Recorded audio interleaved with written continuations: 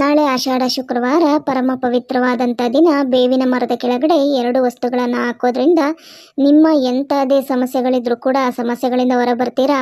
ಅಖಂಡ ರಾಜಯೋಗ ನಿಮ್ಮದಾಗುತ್ತೆ. ಹಣ ವಿಪರೀತವಾಗಿ ಹರಿದು ಬರುತ್ತೆ. ಸಾಲ ಬಾಧೆಗಳು ನಿವಾರಣೆ ಆಗುತ್ತೆ. ವ್ಯಾಪಾರ ವಹಿವಾಟುಗಳಲ್ಲಿ ವಿಪರೀತವಾದಂತಹ ವೃದ್ಧಿಯನ್ನು ಕಾಣ್ತೀರಾ. ಸ್ನೇಹಿತರೆ, ಬೇವಿನ ಮರ ದೈವ ವೃಕ್ಷ.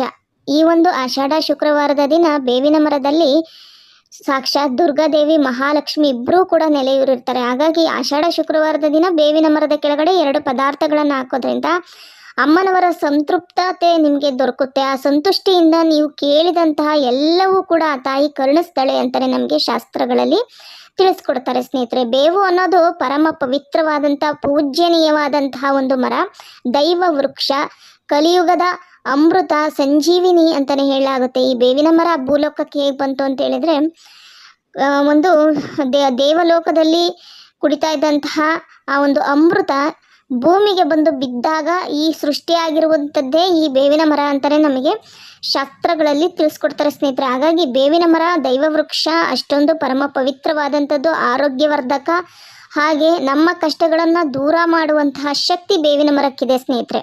ಆಷಾಢ ಶುಕ್ರವಾರ ಅಂದರೆ ಇದೊಂದು ದೈವಿಕ ಮಾಸವಾಗಿರೋದ್ರಿಂದ ಈ ದಿನ ಯಾರೆಲ್ಲ ಅಮ್ಮನವರನ್ನು, ಮಹಾಲಕ್ಷ್ಮಿಯನ್ನು, ದುರ್ಗಾದೇವಿಯನ್ನು ಆರಾಧಿಸ್ತಾರೋ ಅಂಥವರ ಕಷ್ಟಗಳಿಂದ ಹೊರಬರ್ತಾರೆ, ಕಷ್ಟಗಳಿಂದ ಮುಕ್ತಿ ಹೊಂದುತ್ತಾರೆ.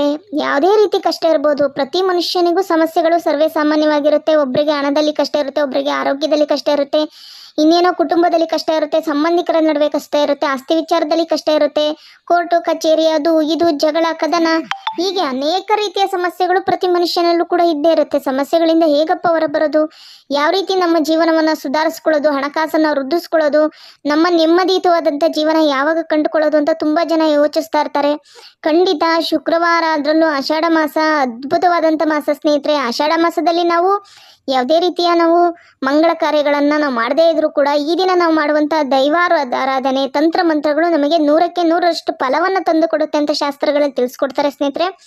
ಅದೇ ರೀತಿಯಲ್ಲಿ ಬೇವಿನ ಮರದ ಈ ತಂತ್ರವನ್ನು ನೀವು ಮಾಡ್ಕೊಂಡು ನೋಡಿ, ನೀವು ಆಶ್ಚರ್ಯಕರ ರೀತಿಯಲ್ಲಿ ನಿಮ್ಮ ಜೀವನ ಬದಲಾಗ್ತಾ ಹೋಗುತ್ತೆ ಸ್ನೇಹಿತರೆ. ಇದನ್ನು ಯಾವ ಸಮಯದಲ್ಲಿ ಮಾಡ್ಕೊಳ್ಬೇಕು ಅಂತಂದರೆ ಸ್ನೇಹಿತರೆ, ಇದು ಬೆಳಗ್ಗೆ ನೀವು 6ರಿಂದ 9 ಗಂಟೆ ಒಳಗಡೆ ನೀವು ಯಾವಾಗ ಬೇಕಾದರೂ ಮಾಡ್ಕೊಳ್ಳಿ ಸ್ನೇಹಿತರೆ. ಬೆಳಗ್ಗೆ ಈ ಸಮಯದಲ್ಲಿ ಮಾಡ್ಕೊಳ್ಳಿ, ಅಥವಾ ನೀವು ಸಾಯಂಕಾಲ 4ರಿಂದ 6 ಗಂಟೆ ಒಳಗಡೆ ಮಾಡ್ಕೊಳ್ಬೇಕು. ಯಾಕಂದರೆ ಸೂರ್ಯಾಸ್ತದ ನಂತರ ನಾವು ಈ ಮರಗಿಡಗಳ ಹತ್ರ ನಾವು ಇರಬಾರ್ದು, ಅದ್ರಾಗ ಏನೂ ಮುಟ್ಟಕ್ಕೆ ಹೋಗಬಾರ್ದು, ನೀರನ್ನಾಗಲಿ ಇನ್ನೊಂದಾಗಲಿ ಏನು ಕೂಡ ಹಾಕಬಾರ್ದು ಅಂತ ನಮಗೆ ಶಾಸ್ತ್ರಗಳಲ್ಲಿ ಕೂಡ ತಿಳಿಸ್ಕೊಡ್ತಾರೆ. ಅದರಲ್ಲೂ ದೈವ ವೃಕ್ಷ ಸಾಕ್ಷಾತ್ ಅಮ್ಮನವರು, ದುರ್ಗಾದೇವಿ ಇಬ್ಬರೂ ಕೂಡ ಇಲ್ಲಿ ನೆಲೆಯೂರಿರೋದ್ರಿಂದ ಈ ಒಂದು ಆಷಾಢ ಶುಕ್ರವಾರದ ದಿನ ಬೇವಿನ ಮರದ ಪ್ರದಕ್ಷಿಣೆ, ಬೇವಿನ ಮರವನ್ನು ಮುಟ್ಟಿ ನಮಸ್ಕರಿಸ್ಕೊಂಡ್ರೆ, ಬೇವಿನ ಮರದ ಬಳಿ ಹೋಗಿ ಕೂತ್ಕೊಂಡ್ರೂ ಕೂಡ ನಿಮ್ಮ ಇಷ್ಟಾರ್ಥಗಳು ಸಿದ್ಧಿಸುತ್ತೆ. ನಿಮ್ಮ ಕಷ್ಟಗಳಿಂದ ಹೊರ ಬರ್ತೀರಾ.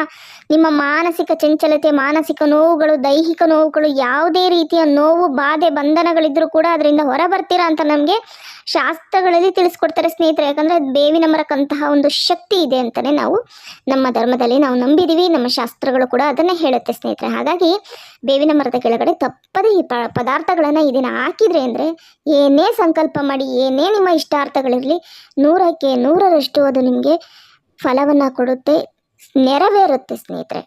ಇದುವರೆಗೂ ನೀವು ಕಂಡಂಥ ಕನಸುಗಳು ಯಾವುದಾದ್ರೂ ನನಸಾಗಿಲ್ಲ ಅಂದರೆ ಆ ಕನಸುಗಳೆಲ್ಲವೂ ಕೂಡ ನನಸಾಗುತ್ತೆ.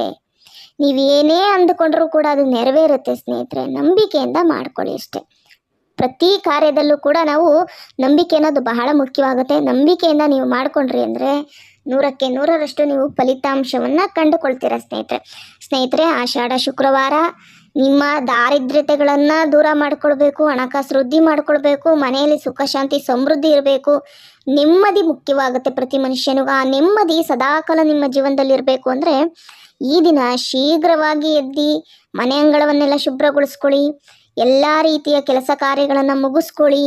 ನೆಲ ಒರೆಸುವಂಥ ನೀರಲ್ಲಿ ಸ್ವಲ್ಪ ಕಲ್ಲುಪ್ಪು ಮತ್ತು ಅರಿಶಿನವನ್ನು ಹಾಕ್ಕೊಂಡು ನೆಲ ಒರೆಸ್ಕೊಳ್ಳಿ. ಇದು ನಿಮ್ಮ ಮನೆಯಲ್ಲಿರುವಂಥ ನೆಗೆಟಿವಿಟಿಗಳನ್ನು, ದುಷ್ಟಶಕ್ತಿಗಳನ್ನು ಹೊರ ಹಾಕುತ್ತೆ. ನೆಲೆಲ್ಲ ಒರೆಸ್ಕೊಂಡು ಸ್ನಾನವನ್ನು ಮಾಡಿಕೊಂಡು ಮಡಿವಸ್ತ್ರವನ್ನು ಧರಿಸಿ. ಮಡಿವಸ್ತ್ರ ನೀವು ಈ ದಿನ ಕಪ್ಪು ಮತ್ತು ಕಂದು ಬಣ್ಣದ ವಸ್ತ್ರವನ್ನು ಧರಿಸ್ಬೇಡಿ ಸ್ನೇಹಿತರೆ. ಇದೊಂದಷ್ಟು ನೀವು ಫಾಲೋ ಮಾಡ್ಕೊಳ್ಬೇಕು. ಶುಕ್ರವಾರದ ದಿನ ಕಪ್ಪು ವರ್ಣದಾಗಲಿ ಕಂದು ವರ್ಣದಾಗಲಿ ನೀವು ಧರಿಸೋದಿಕ್ಕೆ ಹೋಗಬೇಡಿ. ಮಂಗಳಕರವಾದಂಥ ವರ್ಣ ಹಳದಿ ಅಥವಾ ಹಸಿರು ಅಥವಾ ಕೆಂಪು, ಕೇಸರಿ, ಈ ಥರ ಮಂಗಳಕರವಾದಂಥ ಅಥವಾ ಲೈಟ್ ಶೇಡಲ್ಲಿರುವಂಥ ಬಟ್ಟೆಗಳನ್ನು ನೀವು ಈ ದಿನ ಧರಿಸಿ. ಇದು ನಿಮಗೆ ದೈವ ಒಂದು ಕೃಪೆಗೆ ನಿಮಗೆ ಸಹಕಾರಿಯಾಗುತ್ತೆ. ಅಂದರೆ ದೈವ ಕಳೆ ನಿಮ್ಮಲ್ಲಿ ಹೆಚ್ಚಾಗುತ್ತೆ, ದೈವಾಕರ್ಷಣೆ ಆಗುತ್ತೆ ಅಂತ ನಮಗೆ ಶಾಸ್ತ್ರಗಳಲ್ಲಿ ತಿಳಿಸ್ಕೊಡ್ತಾರೆ. ಹಾಗಾಗಿ ನಾನು ತಿಳಿಸ್ಕೊಟ್ಟಂಥ ಪ್ರಕಾರದಲ್ಲಿ ನೀವು ಮಾಡ್ಕೊಂಡು ನೋಡಿ ಸ್ನೇಹಿತರೆ, ಖಂಡಿತ ಒಳಿತಾಗುತ್ತೆ.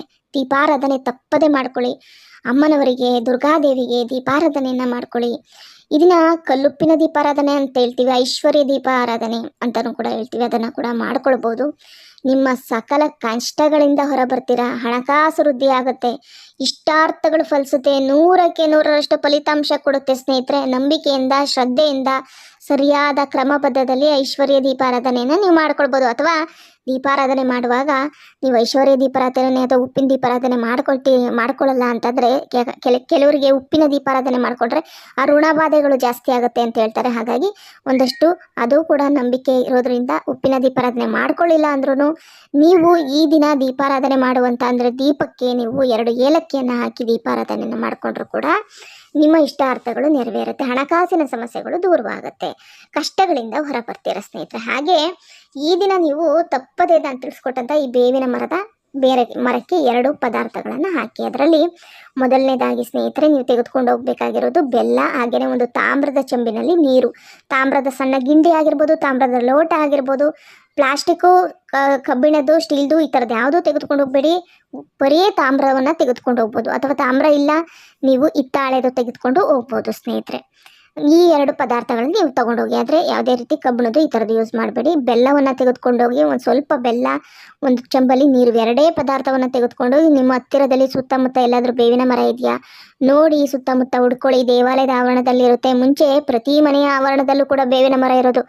ಈ ದಿನದಿಂದ ದಿನಕ್ಕೆ ಅವೆಲ್ಲ ಕೂಡ ಕ್ಷೀಣಿಸ್ಕೊಂಡು ಹೋಗ್ತಾ ಇದೆ, ಬೇವಿನ ಮರಗಳು ಕಣ್ಮರೆ ಆಗ್ತಾ ಇದೆ. ಆದರೆ ದೇವಾಲಯದ ಆವರಣಗಳಲ್ಲಿ ಸರ್ವೇ ಸಾಮಾನ್ಯವಾಗಿ ಬೇವಿನ ಮರಗಳು ಇರುತ್ತೆ. ನೀವು ನೋಡಿ ಇಟ್ಕೊಳ್ಳಿ. ಈ ದಿನ ಅಲ್ಲಿಗೆ ಹೋಗ್ಬಿಟ್ಟು ನಿಮ್ಮ ಕಷ್ಟಗಳನ್ನು ದೂರ ಮಾಡ್ಕೊಳ್ಬೇಕು ಅಂದರೆ ನಂಬಿಕೆಯಿಂದ ಮಾಡ್ಕೊಳ್ಳಿ.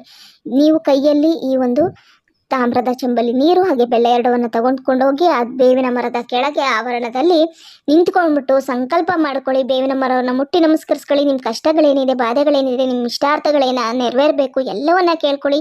ಎಡಗೈಯಲ್ಲಿ ತಾಮ್ರದ ಚೆಂಬನ್ನು ಇಟ್ಕೊಳ್ಳಿ, ಬಲಗೈಯಲ್ಲಿ ಬೆಲ್ಲವನ್ನು ಇಟ್ಕೊಂಡು ಆ ಬೆಲ್ಲವನ್ನು ಆ ತಾಮ್ರದ ಚೆಂಬೊಳಗಡೆ ಹಾಕಿ ಆ ತಾಮ್ರದ ಚೆಂಬಿನ ಬಾಯನ್ನು ಮುಚ್ಚಿಬಿಟ್ಟು ನಿಮ್ಮ ಸಂಕಲ್ಪಗಳನ್ನು ನೀವು ಕೇಳಿಕೊಂಡು ಬೇವಿನ ಮರದ ಕೆಳಗಡೆ ನಂಬಿಕೆಯಿಂದ ಮಾಡಿಕೊಂಡು ಅನಂತರವಾಗಿ ಆ ಬೇವಿನ ಮರಕ್ಕೆ ನೀವು ತಂದಿರುವಂಥ ಬೆಲ್ಲದ ನೀರನ್ನು ನೀವು ಅದರಲ್ಲ ಕೆಳಗಡೆ ಬುಡಕ್ಕೆ ಹಾಕ್ಬಿಟ್ಟು ನಮಸ್ಕರಿಸ್ಕೊಂಡು ಸಾಕ್ಷಾತ್ ದುರ್ಗಾದೇವಿಯನ್ನು, ಲಕ್ಷ್ಮೀ ದೇವಿಯನ್ನು ಮನಸ್ಸಲ್ಲಿ ನೆನೆಸ್ಕೊಂಡು ಕಷ್ಟಗಳಿಂದ ಹೊರಬರುವಂತೆ ಕೇಳ್ಕೊಳ್ಳಿ, ಇಷ್ಟಾರ್ಥಗಳು ಸಿದ್ಧಿಸುವಂತೆ ಬೇಡ್ಕೊಳ್ಳಿ. ಅನಂತರವಾಗಿ 1 5 9 ಪ್ರದಕ್ಷಿಣೆ ಹಾಕಿ ಸಾಧ್ಯವಾದರೆ ಅಲ್ಲಿ ಸ್ವಲ್ಪ ಹೊತ್ತು ಕೂತ್ಕೊಳ್ಳಿ. ಬೇವಿನ ಮರದ ಕೆಳಗಡೆ ಕೂತ್ಕೊಂಡು ನಮಸ್ಕರಿಸ್ಕೊಂಡು ಧ್ಯಾನ ಮಾಡಿಕೊಂಡು ನಿಮ್ಮ ಇಷ್ಟಾರ್ಥಗಳೆಲ್ಲ ನೆರವೇರಲಿ ಅಂತ ಭಕ್ತಿ ಶ್ರದ್ಧೆಯಿಂದ ಕೇಳಿಕೊಂಡು ಪ್ರದಕ್ಷಿಣೆ ಎಲ್ಲ ಮುಗಿಸ್ಕೊಂಡು ಅನಂತರವಾಗಿ ನೀವು ಹೊರಬನ್ನಿ. ಖಂಡಿತ ಒಳ್ಳೆಯದಾಗುತ್ತೆ. ಬೇವಿನ ಮರಕ್ಕೆ ಬೆಲ್ಲದ ಈ ನೀರನ್ನು ಹಾಕಿದ್ರಿ ಅಂದರೆ ಖಂಡಿತ ನಿಮ್ಮ ಎಲ್ಲ ಇಷ್ಟಾರ್ಥಗಳು ನೆರವೇರುತ್ತೆ, ಕಷ್ಟಗಳಿಂದ ಹೊರಬರ್ತೀರಾ, ಹಣಕಾಸು ವೃದ್ಧಿ ಆಗುತ್ತೆ.